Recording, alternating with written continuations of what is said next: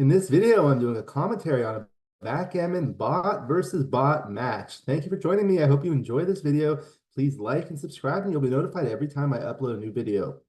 Let me know what you think in the comments below, what you'd like to see in future videos, so I can work on that. I appreciate your super thanks. These small donations help me continue to create the high quality content that you enjoy. And with the membership feature, you can get exclusive access to the most popular videos. My book, Backgammon Backgame Strategies, is available. There's a link in the description to where you can get it. And if you're interested in lessons, please contact me via email. My email address is also in the description.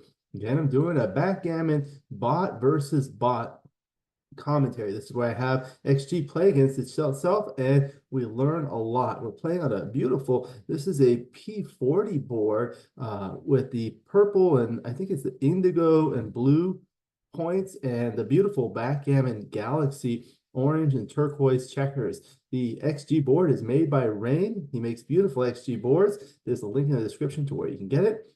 And we'll get started. Orange playing at the bottom, blue at the top, bearing off on the right. 3-point match.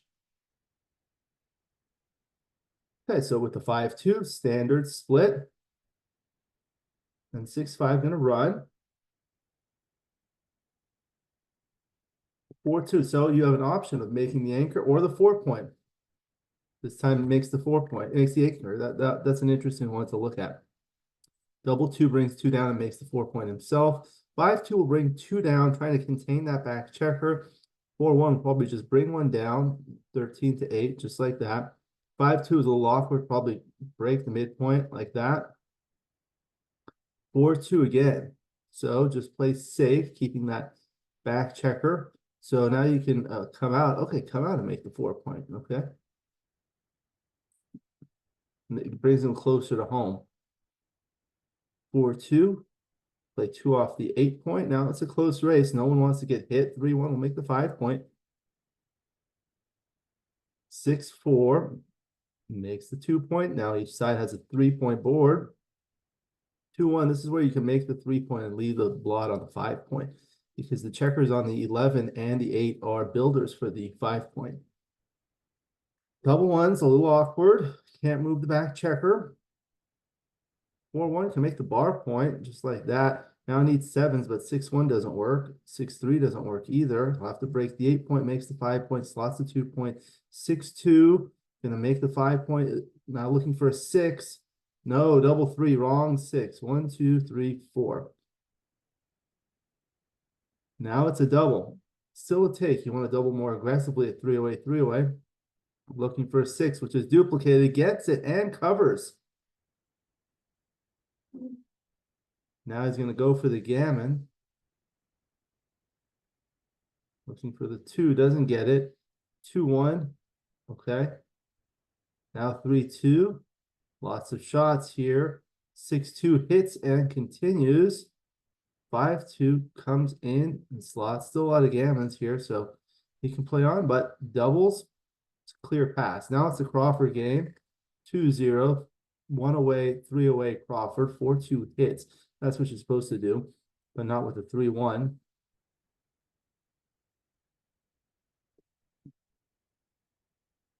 Six 6-3 will hit.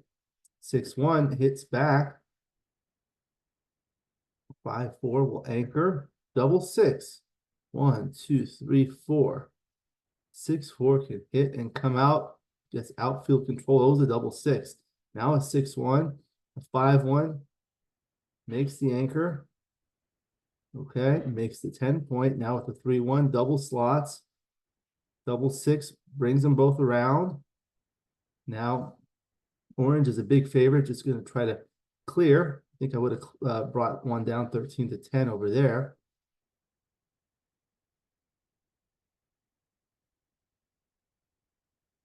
There, bring it down.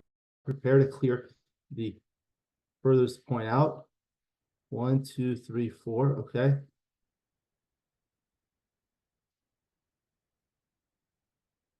Yeah, you're up by a lot. You don't mind leaving a mess in your board.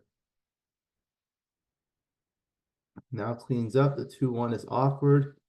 Now you can afford to hit. Not yet. Okay. Double 6. That's a great roll. And that's going to be gin. Probably. Now I just try to clear off without leaving any numbers that potentially leave a blot.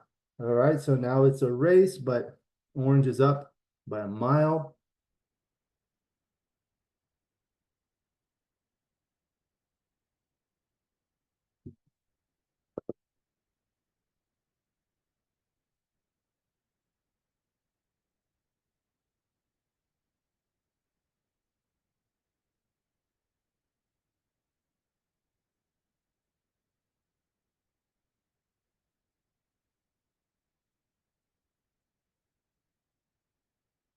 All right. So that is Jin. I'm going to stop it for just a moment while I save this match.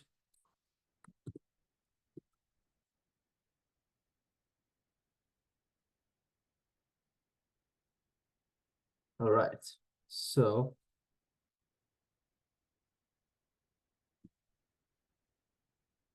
all right. Now analyze it. Let's take a look here. We'll start from game one. This is a quick 2-game match. The 5-2 is a standard split, and the 6-5 is a run. The 4-2, okay, so these two were close. This is interesting.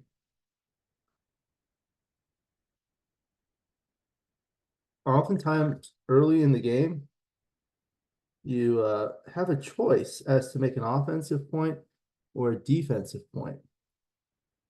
Let's see, so this looks like this, and this looks like this. I guess when you have the first of all, these are close, so it doesn't make a big difference. Of course, when you make this play, it's going to win more gammons. You can see that. This play will win more games because you're not going to be attacked. You don't have to worry about rolls like double threes and double fives. So I think that's the idea there. All right, then the double two, you unstack the heavy points. The midpoint has 6 checkers. The 6 point has 5 checkers. Make that blocking point and make the 4 point. Good roll.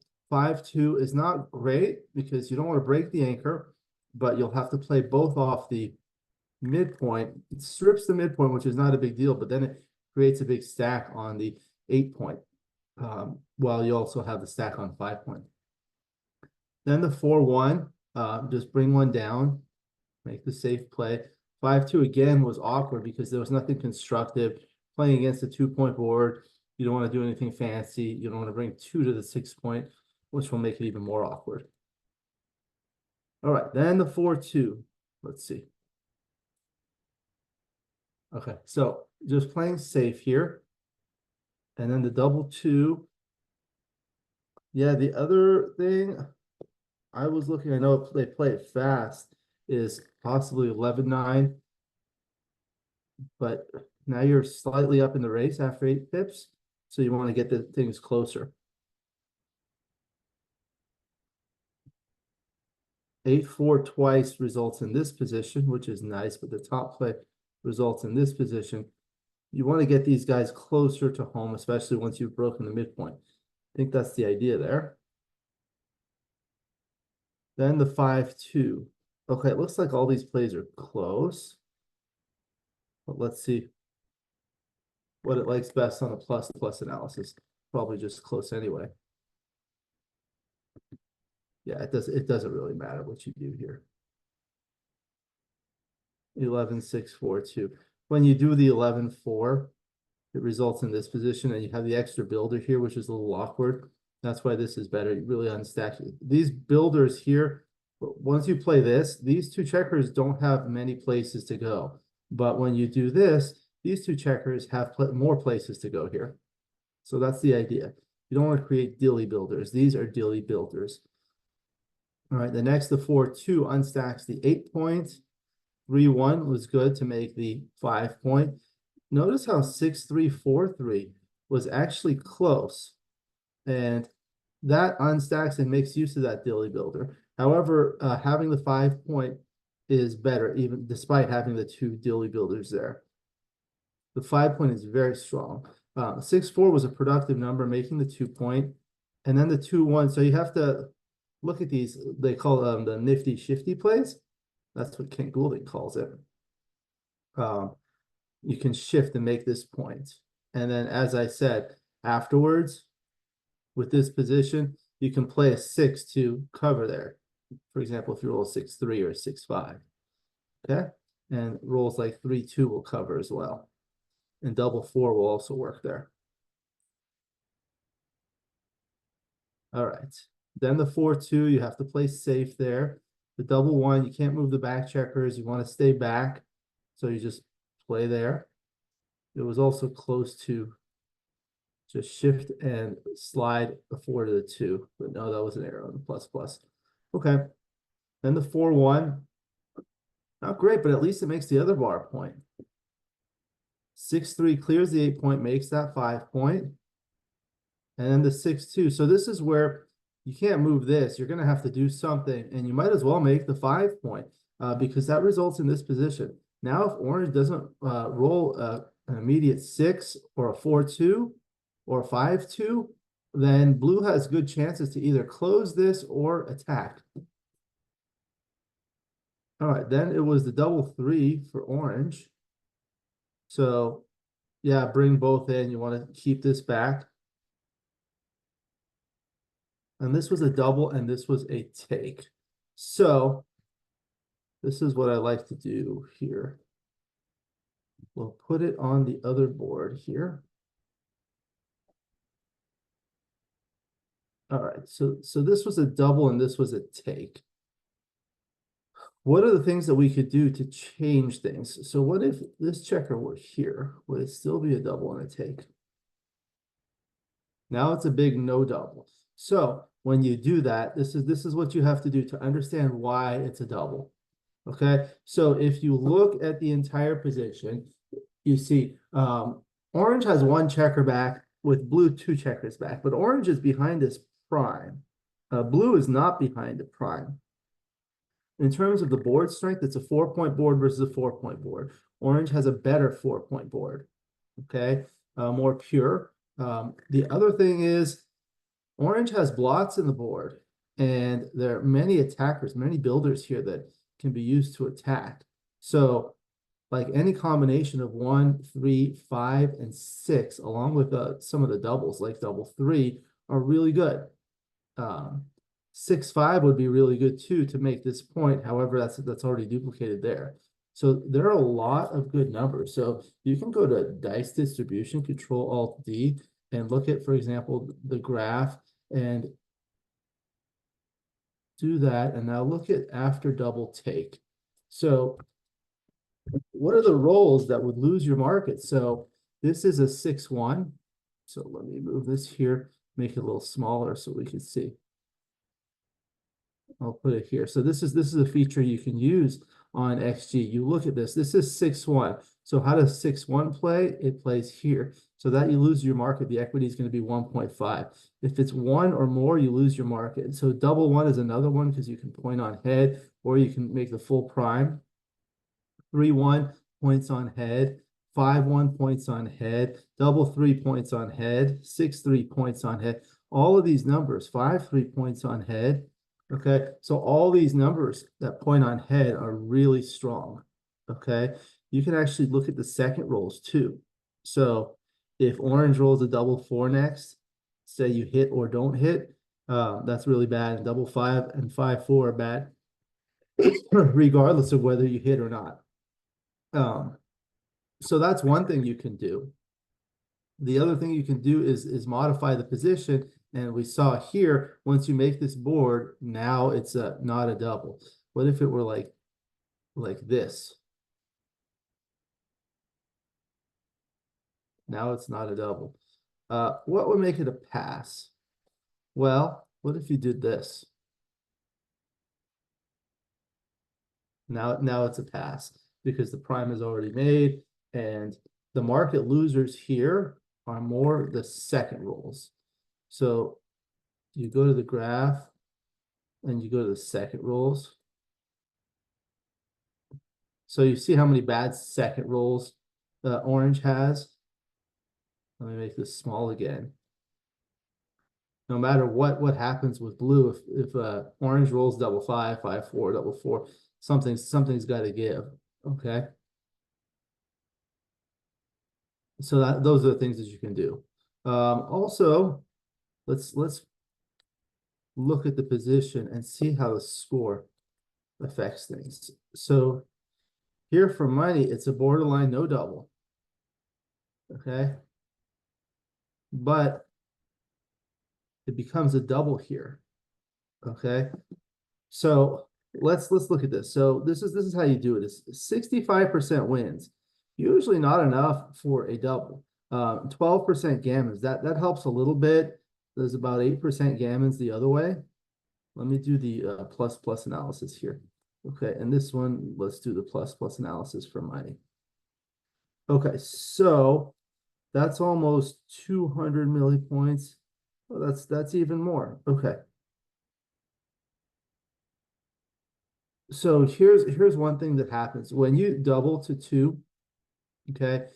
When the opponent redoubles to 4, she doesn't get all 4 points. She only gets 3 points. There's 1 point of overage, so that's wasteful. So it's not that good.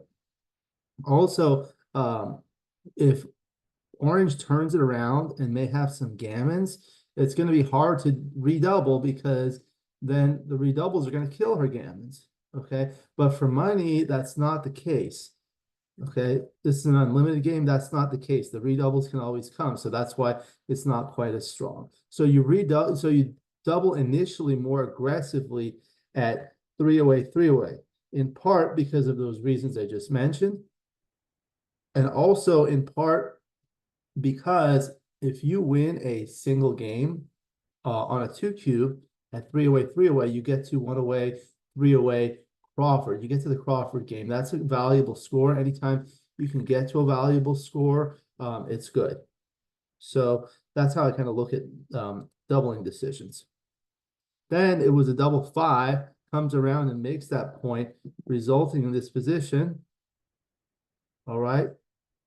Then it was a 6-1. That was great. It does that. Okay, so a lot of people would perhaps make that point to make a solid 5 prime, but you don't really want to play that kind of a game right now. I know this is a more pure prime with a solid prime, but this is a 5-point board without a blot on it. If blue rolls a 2 with anything, you're still in good shape. If blue rolls a 1 with something, you're kind of it's almost an even game. So that's a big blunder. All right, then it was a 4-3. Then it was double 1. Couldn't really do anything. 5-4 couldn't come in. Then the 2-1. Okay, should have played safe here. This is unnecessary. Because now after this play, you give a good roll like 2-5 and 2-6. But after this play, 2-5 is good, but 2-6 leaves a double shot here. So this was a 3-2, playing like that. And here, it was still too good to redouble. So 6-2 was good. 5-2 comes in there. And now not enough gammons to make it a redouble because of the anchor. So it's a double, went to the Crawford game. Now we'll look at the second game. Oh, it was a 6-3 standard. Now with the 4-2, you want to make this play as opposed to making the 4 points. 4-3 comes in and hits, and 6-2 comes in and hits back. 4-2 comes in and brings it down. You don't care about leaving blots everywhere because you're not worried about gammon losses. It looks like all these top plays were close. Let's see.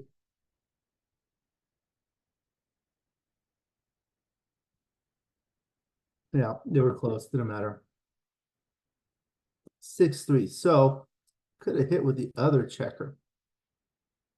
The major benefit of hitting this one is that you don't leave 2 checkers on the 24 point.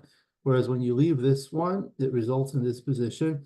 You have fewer return shots, but you have these 2 that are anchored on the 24. Whereas in this position, you have the split checkers. This makes it much easier to make an advanced anchor, escape 1 checker, and it provides better coverage of the opponent's side of the board. All right, so then it was a 6-1, comes in and hits. And the 5-4 anchors, double six, makes the 18 point, it brings 3 down to the bar point. 6-4 hits and comes out, so that results in this position, good position. And then this was a huge anti-joker, double six for blue. And then a 6-1 comes out, 5-1 anchors. 6-4 is a good roll. Yeah, so I think I thought I would have made the 9 point here. Yeah, so these are close. So this results in this position, which is a better point than the 10 point. You don't need this gap here. The other thing that happens once you make the 9 point, the remaining checkers in the opponent's outfield are all bearing on the 3 remaining points, the 12, 11, and 10, which you might want to make.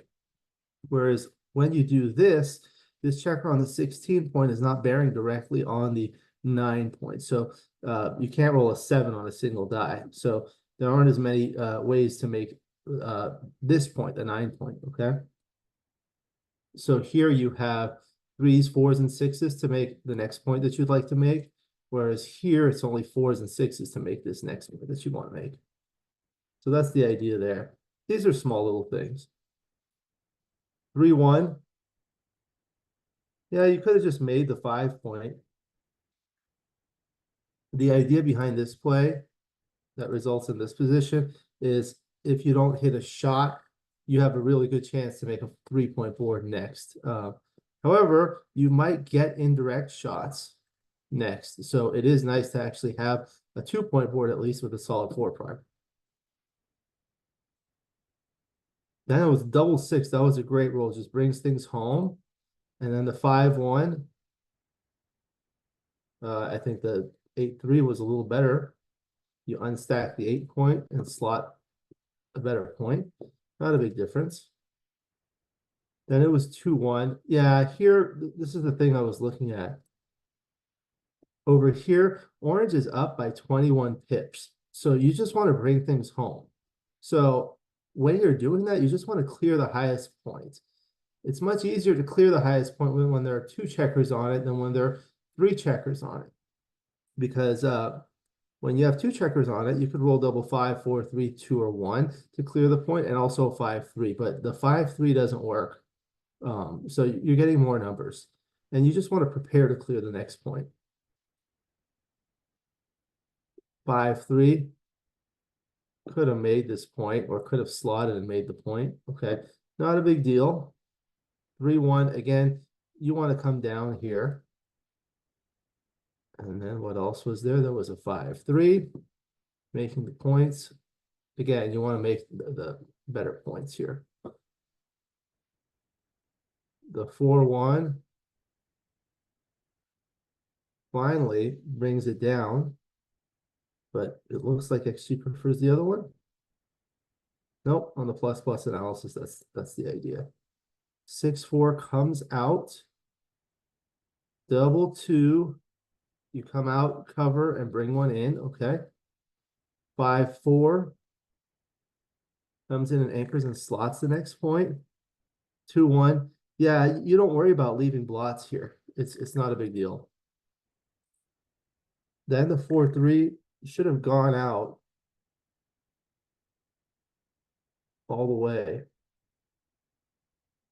where it actually prefers keeping the anchors and breaking the board like this. You're going to get a shot soon. And I guess you don't want to leave like numbers that will do a lot of good things. Okay, then double 2. It likes clearing the 10 point. Guess it's one fewer point that you're going to have to worry about. And it results in spares that you can use nicely to play behind if necessary. All right, then the 2-1, which is playing there. Didn't really matter. 2-1 here, you play safe. 4-1 brings one out. Double 6 was a crushing roll. So that was a huge, that was a joker. Plus 393. And that was basically it from here.